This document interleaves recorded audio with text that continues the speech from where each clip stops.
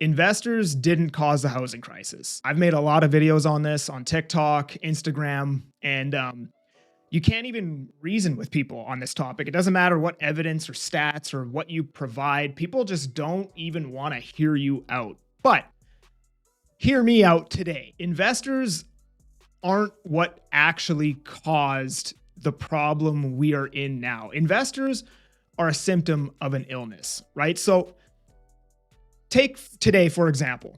There are no investors. Housing prices are going down. Speculation is gone. Investing is gone. Flipping is gone. All of this is gone. The only people buying real estate are first-time home buyers and people who need to move. So it's not speculators and investors, then housing prices go up. It's housing prices go up, then speculators and investors jump in thinking that the prices will continue to go up. And like I said, housing prices are going up because there's a bigger underlying illness, right? So what people are doing is they're seeing housing prices go up and then they're being like, all right, investors and speculators are the problem here, right?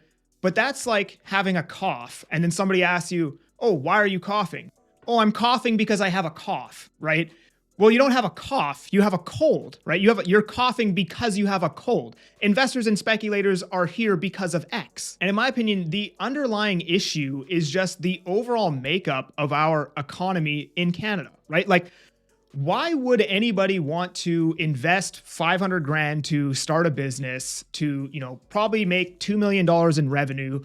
300 grand of that is tax. So you've invested 500 grand to make 300 grand. And then you're going to pay, income tax on that instead of capital gains. So you're going to pay more taxes on that. You're also going to work your ass off to make that 300 grand. And why do any of that when you can just buy a townhome in Langley that's going to be worth 250 grand more a couple years from now, which is exactly what has been happening over the last 20 years here in, the Fraser Valley. And the reason why that's happening is because we have restrictive taxes and policies, and we've been, printing money and injecting so much liquidity into the market. And all this does is it basically raises the prices of assets, but it also raises the prices of services and goods. And when the prices of services and goods go up and local incomes don't move up in tandem with those, well, then all of these businesses have to sell those products and services for a higher price.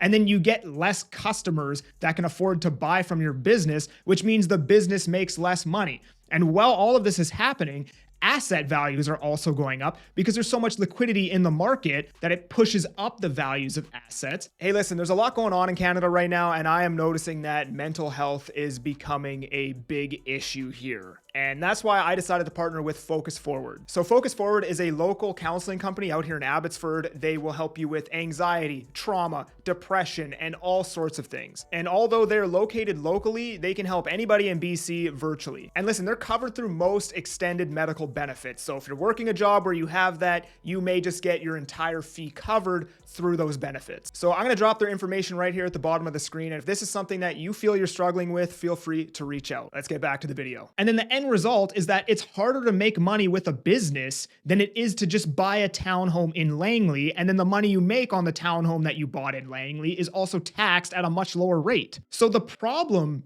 isn't investors and speculators. Investors and speculators are a symptom of an overall illness within our economy. And again, what's happening right now as prices are falling?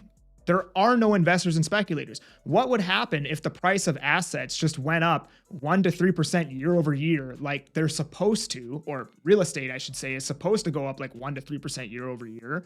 There would be less investors. There would be less speculation, and this is why I really like actually, what I see coming out of both sides of government right now, the liberals, the conservatives, even the NDP, everybody's changing their tune. Now, I don't know if I fully believe everything that everybody's saying, but at least it's kind of a step in the right direction, because when we get rid of some of these taxes and these policies, it allows trade to happen more freely. And when trade can happen more freely, you have, lower prices. As an example, and what I've talked about when I talk about rent control as, a restrictive policy on landlords and how it actually pushes up the cost of rent over time. Just to reiterate this, right? When you have rent control, you'll have a tenant who, maybe the market rent is 2,000, but they're paying 1,600. Well, in a normal market with no rent control, they would be paying the 2,000, right? So what ends up happening is you have let's just say a couple paying $1,600 a month in rent. They have a kid. They need an extra bedroom, right? Well, they know if they move from their one bedroom where they're paying $1,600 into a two bedroom, they're going to instantly go up to the market rent of $2,600, whatever it is, right?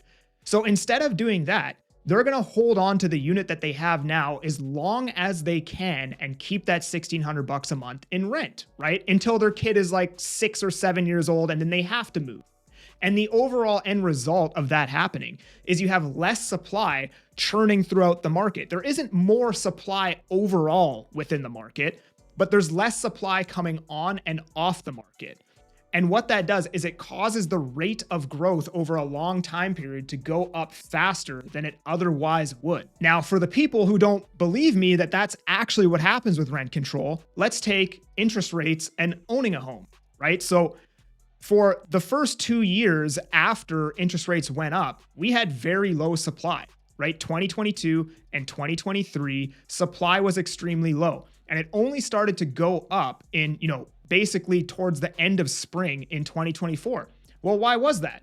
It was because everybody who owned a home had an interest rate of 2% that they got in 2021. And it was only when renewals started to actually come up, everybody who bought a house in 2019, their renewals started coming up in 2024, people who are on like a couple year fixed rate mortgages and things like that. That's when we started to see supply, billow out into the market, right?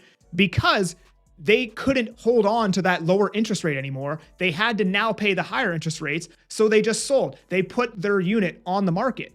Well, that's exactly what rent control does. It's the same thing. So these policies, these taxes, everything, they cause the prices of goods, services, and assets to go up.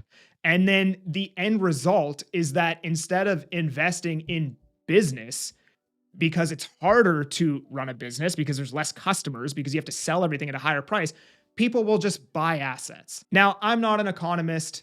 Take this with a grain of salt, but if you do agree with me, like the video, drop a comment. If you want to chat with me about buying or selling in the Fraser Valley, you can book a call with me using the link below. Otherwise, I just appreciate you guys for being here. I'm that Agent Kelly. I'm making moves to move you. Peace.